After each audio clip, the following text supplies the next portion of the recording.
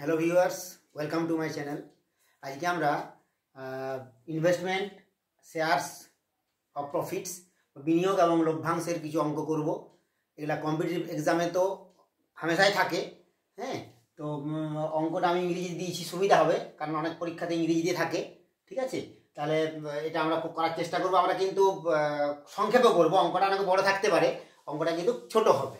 ঠিক আছে, কি বলা হচ্ছে, A starts business or shop with rupees 35,000, এত টাকা দিয়ে বিজনেস শুরু করেছে এ। আচ্ছা, 5 মান্থস লেটার, 5 মাস পরে কি করলো, B joins the business with some money, কিছু টাকা দিয়ে বি ওই কারবারে যুক্ত হলো। আফটার 1 ইয়ার, 1 বছর পর কি হচ্ছে, their profits are in the ratio 2:3, তাদের লভ্যাংশটা ভাগ হচ্ছে কত অনুপাতে, 2:3। মানে এ যদি পায় 2 টাকা, তাহলে বি পাচ্ছে 3 টাকা, এই রেশিওটা ব্যাপারটা বলছে। How much money did B invest in the business, তাহলে বলা হচ্ছে বি কত টাকা এই বিজনেসে বা কারবারে বিনিয়োগ করেছিল। ঠিক আছে, তাহলে এটা আমরা একটু সংক্ষেপে করার চেষ্টা করব। আগে বুঝতে হবে, মানে এখানে 3টা জিনিস আছে। একটা জিনিস হচ্ছে ইনভেস্টমেন্ট বা বিনিয়োগ, কত টাকা বিনিয়োগ করছি ব্যবসাতে। আচ্ছা, কত সময় ধরে করছি সেটা একটা ব্যাপার। আর একটা ব্যাপার হচ্ছে যে শেয়ার কত পাচ্ছি, মানে লভ্যাংশটা কত পাচ্ছি আমি, শেয়ার অফ প্রফিটসটা কত পাচ্ছি। 3টে জিনিসকে আমার মনে রাখতে হবে।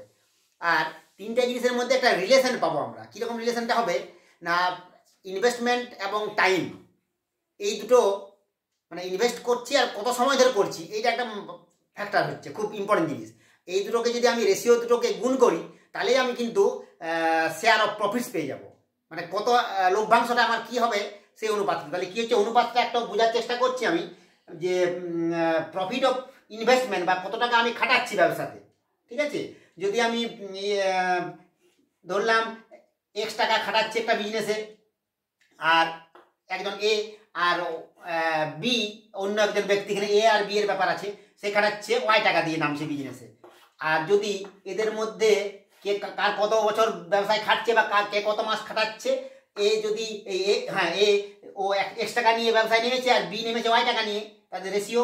আর সময়টা একজনের যদি আমি ধরি যে এ মাস খাটছে, আর বা এ বছর হতে পারে, আমি মাসে নিয়ে যাবো, কারণ এখানে 5 মান্থস লেটার, 5 মাস পরে বলেছে, তাহলে মাসে, মানে যেটা করবো একই এককে করতে হবে। মাস হলে মাসেই করতে হবে, বছর হলে বছরে যেতে হবে। এখানে সুবিধা হচ্ছে মাসে নিয়ে যাচ্ছি আমি। এটা বি যদি মাস হয়, তাহলে এদের এই রেশিওর গুণফলটা সমান সমান এদের কি হবে না, লভ্যাংশ বা শেয়ার অফ প্রফিটসের সাথে সমান হবে। যদি ওদের প্রফিটটা যদি পি কিউ হয়, ঠিক এইরকম ভাবে হচ্ছে রিলেশনটা। ঠিক আছে, এটা বোঝার চেষ্টা করতে হবে যে মানে কত টাকা করে বিনিয়োগ করছে সেইটার অনুপাত, তার সাথে কি গুণ করব, কত সময় ধরে বিনিয়োগ করছে তার গুণফল। ঠিক আছে, সমান সমান কি হবে, তাদের কত টাকা করে লাভ হচ্ছে সেই লভ্যাংশের অনুপাত। বাস, এই ফর্মুলাটাই মাথায় রাখলে এই অঙ্কটা কোনো সময় লাগবে না, ঝট করে হয়ে যাবে। আচ্ছা, তাহলে 35,000 আমরা এ দিচ্ছে, আর বিটা আমাদের বলা নেই। ঠিক আছে, তাহলে আমরা কি লিখছি, হ্যাঁ 35,000, তাহলে এখানে আমার কত হবে 35,000, এত টাকা নিয়ে ব্যবসায় নেমেছে। বি এর টাকাটা তো বার করতে বলেছে, কত টাকা ইনভেস্ট করেছে, বি এর টাকাটা বিয়ে রেখে দিচ্ছি আমি। ঠিক আছে, ইনটু কি বলা হচ্ছে, সময়। সময় মানে কি বলা ছিল, এ 5 মাস পরে বি জয়েন করছে বিজনেসে, তাহলে বিয়েটা অ্যাকচুয়ালি সময়টা কি হচ্ছে, 5 মাস তো পেরিয়ে গেছে। তাহলে 5 মাস পেরিয়ে গেছে মানে 7 মাস অ্যাকচুয়ালি ইনভেস্ট হচ্ছে সময়টা ওর। আর এর ক্ষেত্রে এ তো প্রথম দিকে স্টার্ট করেছে বিজনেসটা, তাহলে ওর 1 বছর পুরো, মানে 12 মাস।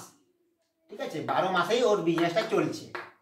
আর বিয়ের ক্ষেত্রে কি বললাম, 5 মাস পরে এসছে, তাহলে অ্যাকচুয়ালি ও 5 মাস তো পেরিয়ে গেছে, ও অ্যাকচুয়ালি বিজনেসটায় কতদিন ক মাস থাকছে, 7 মাস থাকছে ওর টাকাটা। তাহলে 5 মাস পরে মানে 7 হয়ে গেল, এই জায়গাটা বুঝতে হবে। সমান সমান ওদের প্রফিট, এই তো লিখা রয়েছে, profits are in the ratio 2:3, সমান সমান 2:3। বাস, এটা করে দিচ্ছি। এরপর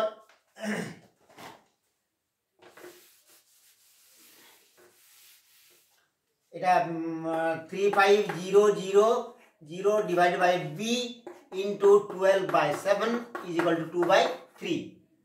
ঠিক আছে, এখানে আমরা এই 12/7টাকে পাঠিয়ে দিচ্ছি। হ্যাঁ কোনাকুনি, তারপরে গুণ করব 35000 divide by B is equal to 2/3 into কত হবে, এখানে ইন্টু আছে ওইদিকে ডান দিকে চলে যাচ্ছে, পক্ষান্তর হয়ে যাচ্ছে 7/12। একটু কাটাকাটি করে দিচ্ছি, এটা 6 দুগুণে 12। আচ্ছা এরপর কি করব, তাহলে এখানে বি, তাহলে কোনাকুনি গুণ করার চেষ্টা করছি, কোনাকুনি গুণ, ঠিক আছে, তা না হলে অসুবিধা হবে। এখানে 7 ইন্টু